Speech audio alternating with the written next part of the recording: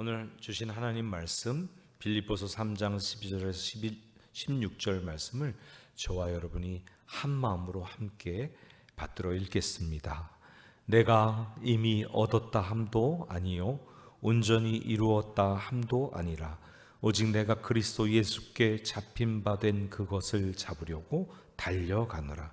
형제들아, 나는 아직 내가 잡은 줄로 여기지 아니하고 오직 한 일, 즉 뒤에 있는 것은 잊어버리고 앞에 있는 것을 잡으려고 표대를 향하여 그리스도 예수 안에서 하나님이 위에서 부르신 부름의 상을 위하여 달려가노라.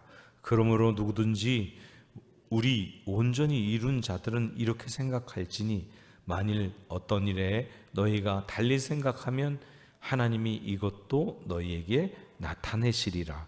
오직 우리가 어디까지 이르렀던지 그대로 행할 것이라. 아멘. 살아계신 하나님, 오늘도 말씀 앞에 섭니다. 주님께서 친히 성령을 통해 말씀해 주시고 성령을 통해 조명해 주시고 깨닫게 하시며 그냥 아는 수준에서 머무는 것이 아니라 말씀을 삶에 적용하도록 저희를 도와주옵소서. 능력으로 덧입혀 주옵소서. 예수님 이름으로 기도합니다. 아멘. 빌립보서는 특별한 서신인 것이 바울이 생각하고 기도하면서 선교여행을 하던 중에 하나님께서 막으시고 꿈에서 환상 중에 마게도냐 사람이 건너와서 우리를 도와달라고 하는 환상을 보고 자기가 계획하고 가려던 것을 멈추고 바다를 건너서 유럽으로 복음을 전했던 첫 번째 성이 빌립보입니다. 거기서 빌립보에서 유대인들이 없으니까 회당에 가지 못하고 강가에 나가서 기도하다가 루디아와 여인들을 만나서 전도하고 또 귀신 들려 점치는 여인을 쫓아내면서 고소당해서 잡히기도 하고 빌립보 감옥에서 매맞고 찾고 채워서 밤에 찬양하며 기도하다가 옥문이 열리고 그것을 계기로 간수와 그 집에 복음을 전하고 이렇게 빌립보 교회가 형성이 되었던 것이죠. 특별한 교회이고 특별한 상황을 맞이했던 곳이기 때문에 애정이 더 있을 것 같아요. 그러니까 빌립보서에서는 바울의 감정이 많이 나타나 있습니다. 복받쳐서 말하고 있는 부분이 꽤 많습니다. 오늘 부분도 그렇습니다. 바로 앞부분까지 자신의 과거, 자기의 이력을 말하면서 자신의 생각에는 하나님 앞에서 흠없는 의인이었다고 생각했는데 다메섹 도상에서 예수 그리스도를 만남으로 그건 아무것도 아니다. 심지어 배설물 같다라고 고백합니다. 오히려 그것들이 하나님을 믿고 하나님 앞에 서는데 해가 되었다고 고백합니다. 오로지 중요한 건 예수 그리스도를 아는 것이다 라고 말하면서 바로 앞부분에 예수 그리스도를 아는 지식이 가장 고상한 지식이다. 그래서 나는 지금까지 가져왔던 성취와 또 지금의 특권들, 지금까지 가져왔던 특권들, 인간적인 모든 것, 세상적인 것 모든 것 다 버리고 주님을 알고 예수를 알고 예수와 연합되고 십자가의 죽음과 부활에 참여해서 구원을 얻고 싶다라고 고백한 것이 바로 앞절 11절까지의 내용이었습니다. 오늘 이제 12절부터 바울의 고백이 나오고 또 우리에게 아주 마음을 다해서 하는 권고가 나오고 있습니다. 12절 함께 읽어보실까요?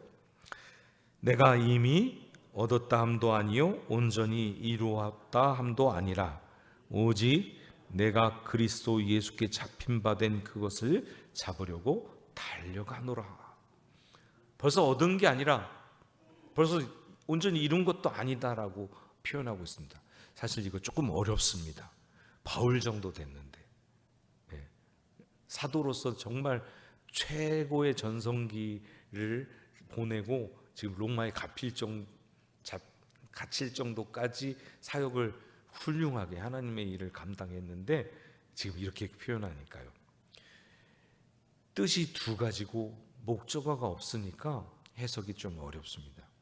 원래 뜻은 손으로 붙잡는다는 표현인데 다른 뜻은 마음으로, 이성으로, 지혜로 깨닫는다, 터득한다의 뜻도 들어있는 것이죠. 지금 얻었다, 이루었다 하는 것이. 앞에 그리스도를 아는 지식이 가장 고상한 지식이라고 고백했으니까, 그것을 강조했으니까 목적어를 그리스도를 아는 지식으로 생각하면 그리스도를 이해하는 것, 그리스도를 경험하고 아는 것이 다 이루었다고 주장하지 못한다는 것이죠.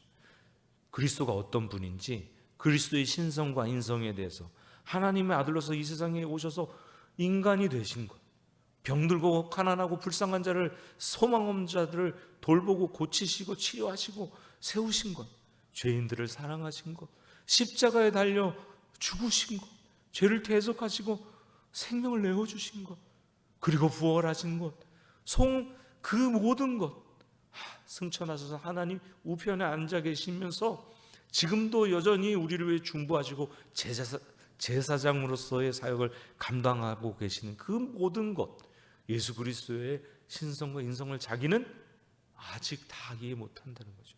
아직 그리스도는 신비로우시기 때문에 그리스도가 하신 일, 그리스도의 사역의 그 엄청난 것들을 자기는 전부 다 알 수 없다라고 표현하는 것과 같습니다. 그리고 재림하셔서 이루실 그 신비와, 그리고 그 모든 것들을 다 알지 못한다고 고백하는 것이죠.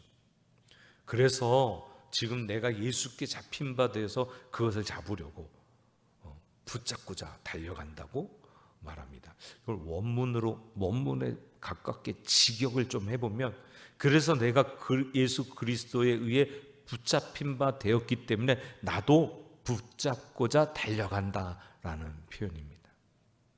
다메섹 도상에서 예수님께 붙잡혔죠. 거기서 바울은 예수님께 체포된 것과 같습니다. 예수 믿는 사람들 잡으러 올라가다가 예수님께 체포됐어요. 잡혀버렸어요. 또는 징집되었다는 뜻도 있습니다. 강제성을 띠고 있는 거죠. 여기서 되게 재밌는 것은 안다는 의미가 선택의 의미와 또 하나됨의 의미를 가지고 있다는 것입니다. 부부의 하나됨 같이 그리스도께서 다메섹 도상에서 바울을 선택하여 사도로 세우신 것이 하나님이 선택하셨다는 것이고, 또 그리스도를 전부 알지 못한다고 말하는 표현에서 이 안다는 표현이 하나 되지 못했다는 표현하고도 비슷하다고 하는 것이죠. 고린도전서 13장 9절에는 이렇게 말하는데, 우리는 부분적으로 알고 부분적으로 예언한다. 그러니까 바울은 아직 부분적으로 알고 있다는 거예요. 고린도전서 13장 12절에는 이렇게 표현합니다. 우리가 지금은 거울로 보는 것 같이 희미하지만 그때는 얼굴과 얼굴을 대하여 볼 것이요, 지금은 내가 부분적으로 아나 그때는 주께서 나를 아신 것 같이 내가 온전히 주님을 알게 될 것이다. 주님은 벌써 나를 온전히 아시지만 지금 현재 우리는 주님을 온전히 알지 못합니다. 우리의 지성, 우리의 이성은 한계를 가지고 있기 때문에 하나님이 보여주신 것만큼만 아는 것이죠. 성경에서 말해주시는 것만큼만 우리는 주님을 알아가는 것이죠. 그렇지만 그날에는 얼굴과 얼굴을 맞대고 보는 것과 같이 주님을 알게 될 것이라고 고백하고 있는 것입니다. 13절을 한번 우리 같이 다시 또 읽어볼까요? 함께 읽습니다. 형제들아, 나는 아직 내가 잡은 줄로 여기지 아니하고 오직 한 일, 즉 뒤에 있는 것은 잊어버리고 앞에 있는 것을 잡으려고. 이 표현은 12절의 반복과 같죠. 잡은 줄로 여기지 않고, 터득했다고 여기지 않고, 온전히 알았다고 여기지 않았다 하는 것 같은 표현이잖아요. 그래서 반복입니다. 오직 한 일, 행하였던 일이 아니고 한 가지 일이란 뜻이죠. 그 한 가지 일은 다른 무엇이 아니라 예수 그리스도 안에서 하나님이 위에서 부르신 부름의 상을 위하여 달려가는 것입니다. 근데 여기 이 달려간다는 표현은 자세가 어떠하냐면, 뒤에 있는 것을 잊어버리고 앞에 있는 것을 잡으려고 달려간다는 표현은 그냥 이렇게 있거나 앉아 있거나 또 비스듬하게 있거나 서 있거나 이 표현이 아니라, 달려가기 위해선 앞으로 구부리고 목표를 향해서 뛰어가는 모습, 상상되시죠? 그 무게중심이 앞으로 확 가 있어야 달려갈 수 있거든요. 그런 자세를 말하고 있는 것 같습니다. 눈은 표대를 향한 목표를 바라보고 있는 것입니다. 바울은 자신의 과거에 집착하지 않습니다. 하나님이 자신을 구원해 주신 구원의 목적을 성취하기 위해서 나아감을 강조하고 있습니다. 이는 아마도 빌립보 교인들 가운데 행위와 의식을 강조하면서 자기들이 받은 영적 은혜가 이제 다 완성이 되었다라고 완전주의자들이 존재했기 때문에 오히려 자기 자신도 아직 완성되지 않았다고 말하는 것 같습니다. 뒤에 있는 것을 잊어버리고는 바울의 목적을 향해 달려가는 일관적인 삶의 자세를 보여줍니다. 바로 최선의 경주의 모습이요, 앞에 있는 목표에 집중하고 있는 그 모습을 보여줍니다. 그리스도인들은 그리스도를 알고 그리스도를 따르는 제자도에 집중해야 합니다. 좌우로 한눈 팔아서는 안 됩니다. 그리스도를 더 알아가는 제자도에 있어서 자기가 옛날에 했던 어리석은 것들 계속 생각하고 집착하고 있으면 주님을 더 닮아가지 못하는 거죠. 내가 옛날에 이랬었는데, 내가 이런 큰 일을 했었어. 그것이 중요한 것이 아니라 더 주님을 닮아가려고 한 걸음 한 걸음 내딛는 것이 중요하단 말입니다. 내가 이루었던 것도 그렇지만 내가 잘못했던 것, 실수했던 것, 죄지었던 것도 마찬가지입니다. 어떤 죄를 지었든지 어떤 실수를 했든지 하나님께서 용서하셨습니다. 의롭다고 인정하시고 사랑하는 자녀로 선택하시고 지금 돌보고 계십니다. 그러니까 하나님께서 용서하고 사랑하신데 자신이 용서하지 못할 이유가 없는 것이죠. 그냥 계속 자기 자신을 용서하지 못하면 신앙의 성장과 성숙을 이루지 못합니다. 그 콤플렉스에 빠져 있으면, 회개하고 고백했다면 잊어버려야 되는데 회개했던 거 또 회개하고 회개했던 거 또 회개하고 반복하면 하나님이 용서하셨는데 하나님이 난감하실 것 같아요. 내가 벌써 용서했는데 너 또 회개하니? 이제 회개했다고 했다면 이전 것을 잊어버리고 하나님을 향하여 발걸음을 내딛어야 합니다. 잊지 않고 있다면 자만하게 되고 게으르게 되고 성장하지 못하는 이유가 됩니다. 혹 기억할 것이 있다면 하나님의 은혜를 기억해야 합니다. 하나님이 날 그때 이렇게 하셨지. 하나님이 날 은혜로 이렇게 보살피셔서 또 내가 그때 이겨낼 수 있었네. 하나님의 은혜를 주셔서 그때 내가 그렇게 큰 일도 할 수 있었네. 이렇게 하나님의 은혜를 기억하는 것입니다. 뒤의 것은 다 잊어버리고 앞에 있는 목표만 바라보는 저와 여러분 되시기를 축복합니다. 표대를 향하여 달려나가는 것이죠. 14절 함께 읽겠습니다. 표대를 향하여 그리스도 예수 안에서 하나님이 위에서 부르신 부름의 상을 위하여 달려가노라. 이 말은 표대를 똑바로 쳐다보고라는 의미가 있습니다. 경주자가 경주할 때에 주위를 집중 안 하고 옆에 보면 힘껏 똑바로 달려가기 어렵잖아요. 그러니까 마지막 그 골대 끝부분을 바라보면서 달려가는 것이죠. 바울의 표대이신 예수 그리스도. 히브리서 12장 2절에 이렇게 표현하죠. 믿음의 주요 온전케 하신 이인 예수. 그 예수만 바라보고 경주할 뿐만 아니라 그리스도의 삶의 여정에 자신의 시선을 예수님께 고정한다고 생각하고 있는 것입니다. 그렇게 전진해야 되는 것을 말합니다. 목적이 있습니다. 바로 상이 있기 때문입니다. 그 상이 무슨 상이냐? 부름의 상입니다. 하나님 부르신 그 부름의 상, 그리스도 안에 있는 상. 이 부르심의 상은 세 가지 해석이 가능합니다. 첫 번째는 하나님의 부르심을 말합니다. 위로부터 내려오는 부르심. 하나님께서 하나님의 나라의 삶과 하나님의 사역에 부르시는 그 부르심, 사명을 말하는 것이죠.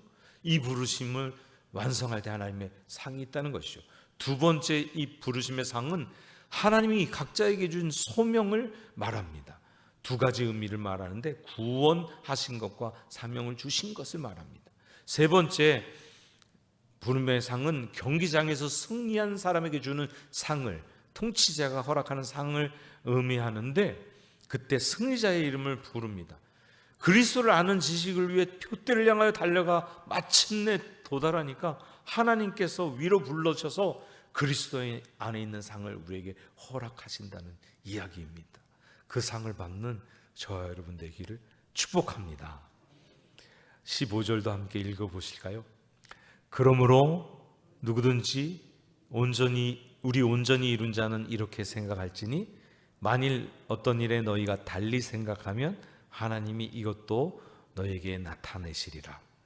이미 온전히 이뤘다고 생각하는 사람들을 지금 바울이 생각하는 것처럼 표대를 향해 계속 달려나갈 생각을 해라. 목표를 향해서 달려나가는 것이지 뒤에 집착하는 게 아니다라고 말하는 것처럼 온전히 이룬 자는 이렇게 생각하라고 말하고 있습니다.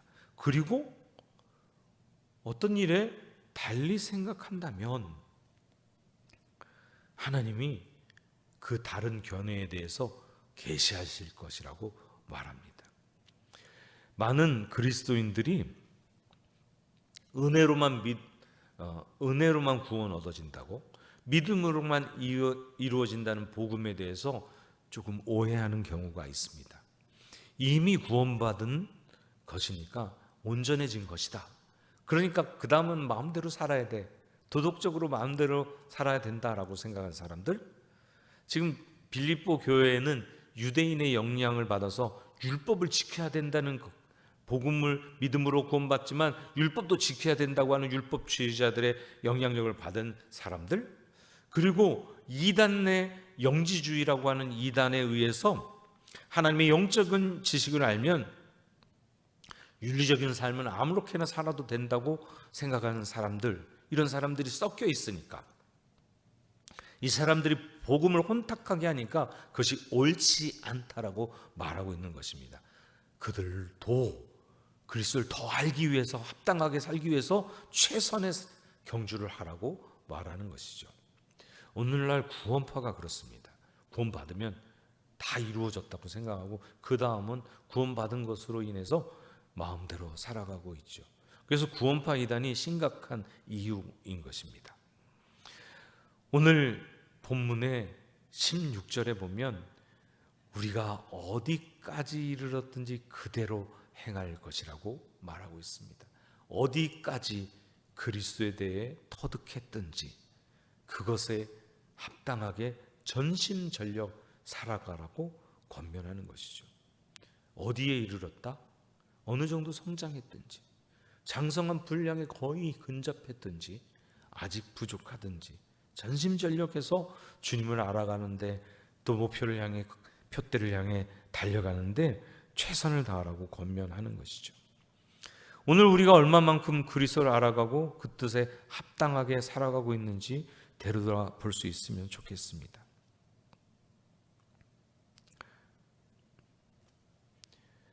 유명한 성경 교사이고 신약학의 대가인 D.A. 카슨이란 박사님은 그리스도인의 정의라는 책에서 그 능력의 복음을 가지고 있는 우리가 복음에서 점점 멀어지는 이유를 3가지로 설명했습니다. 우리가 복음을 가지고 있어서 표대를 향해 달려갈 수 있는데 자꾸 그것에서 멀어지는 삶을 살고 있다는 것이죠. 특히 현대인들이. 그 첫 번째 이유는 세속화입니다. 이 세속화는 세상에 물들었다는 표현으로 이해할 수 있는데, 사실은 좀 더 정확히 말하면 신앙을 포기하도록 몰아가는 어떤 사회적 자극을 의미하는 것이 아니라 신앙이 삶의 주변부로 밀려나 있는 상황을 의미합니다. 과거에는 복음이 우리의 삶을 주장했는데 이제는 그 복음이 우리 삶의 주변부로 밀려가 있어요. 그것이 세속화예요. 복음이, 말씀이 최우선이었는데, 우리가 처음 은혜 받을 때, 예수 그리스도 하나님으로부터 첫사랑을 받을 때, 그땐 복음이 최고였고 그 은혜를 사모하는 것이 최고였는데, 신앙생활을 오래 하다가 이 험한 세상 살다가 이것저것에 밀려서 복음이 주변으로 밀려갔다는 것이에요. 그것에는 가족과의 관계, 학업, 여가생활, 취미생활, 직장, 여러 가지 것들이 있죠. 과거에는 그것이 다 그것의 중심에 신앙이 있어서 믿음대로 살아가려고 가족관계에도 학업에도 여가에도 직장에도 모든 분야를 복음대로 살아가려고 했었는데 어느덧 과거의 것들이 내려놓고 세상의 합리적인 것이라고 하는 것에 점점 따르고 있다는 것입니다.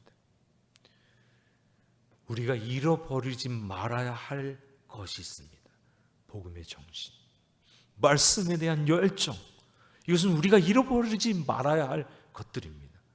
점점 세속화되고 있는 오늘날의 신앙생활을 보면 신앙이 삶의 중심이었던 시절이 그리워질 때가 많습니다. 그때는 이렇게 세상 문화가 다양하지 않았던 것 같아요. 그죠? 너무나 즐길 것이 많아요.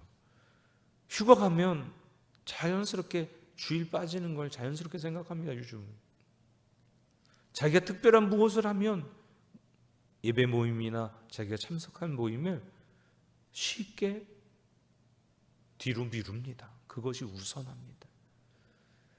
복음과 신앙이 우리 삶의 중심을 차지하는 것이 우리에게 필요합니다. 점점 복음에서 멀어지는 두 번째 이유는 자기 만족을 추구하기 때문이라고 합니다. 자기를 희생하고 베푸는 것보다 편안한 삶, 안정감을 누리는 것이 더 중요한 문제가 되어버렸습니다. 교회에 과거에 행사가 있으면 자기가 좀 시간이 잘 안 돼도 시간을 조정하거나 어떻게 바꾸어서 행사에 참여하고 내가 도울 수 있는 게 뭔가, 내가 유익이 없더라도 함께하는 것이 기본적인 것이었어요. 그렇게 하면서 교회의 유익이 되도록 하는 것이 기본이었는데 지금은 나에게 유익이 될까? 라고 생각하는 것이 먼저입니다. 사회적으로 개인적인 흐름이 강하지만 교회는 우리를 부르신 복음의 능력으로 그 흐름을 역행하게 만들어야 합니다.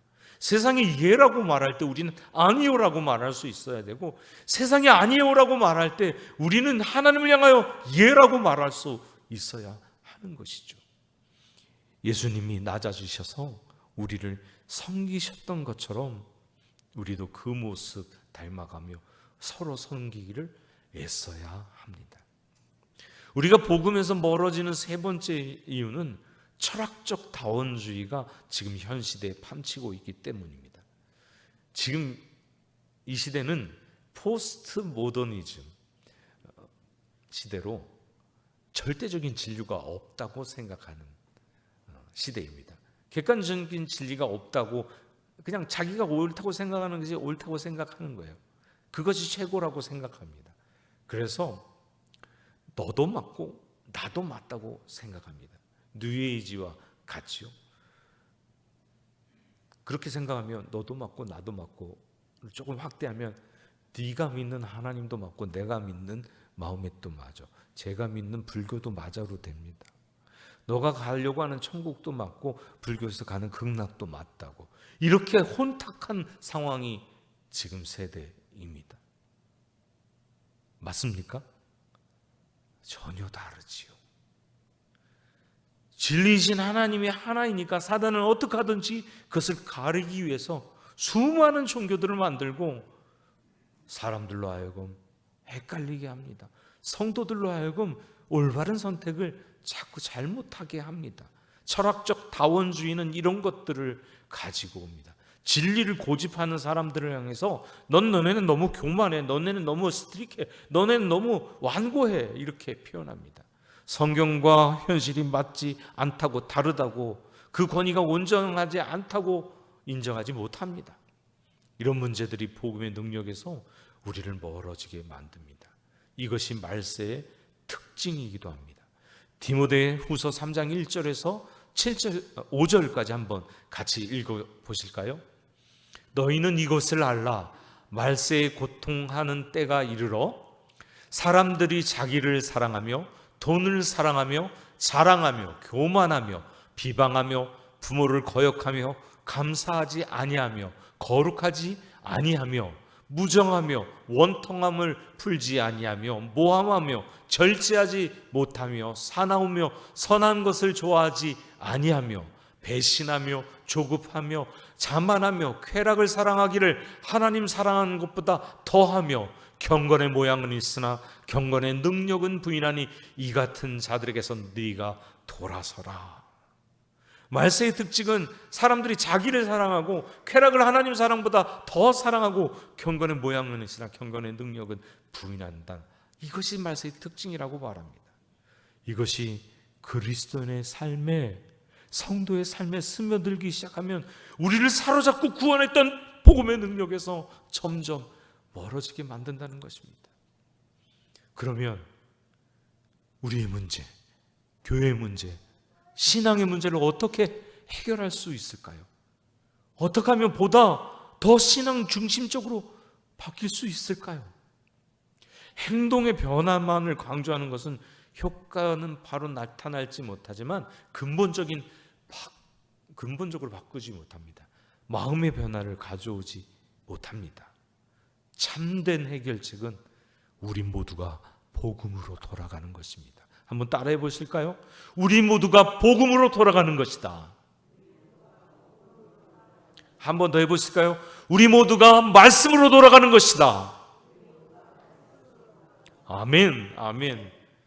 그렇기 때문에 우리 교회에서 말씀 묵상 매일매일 하자고 강조하는 거죠. 아니 심지어는 톡으로 매일 이렇게 채널을 보내서 성경 다 읽고 묵상하는 게 힘드니까 담임 목사님이 묵상해서 요약한 것까지 보내주고 계시잖아요. 어떻게 하든지 말씀으로 돌아가자고, 어떻게 하든지 복음으로 돌아가자고, 어떻게 하든지 복음으로 살아가자고, 어떻게 하든지 표대를 향하여, 우리의 표대 대신 그리스도를 향하여, 믿음의 주에 온전케 하신 그분을 향하여 달려가자고 매일매일 톡 보내고 있잖아요. 복음으로 돌아간 저와 여러분 되기를 소망합니다.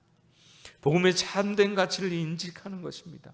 복음의 능력만이, 말씀의 능력만이 복음에서 멀어진, 말씀에서 멀어진 우리를 잡힌 바 된 그 모습으로 돌려놓을 수 있습니다.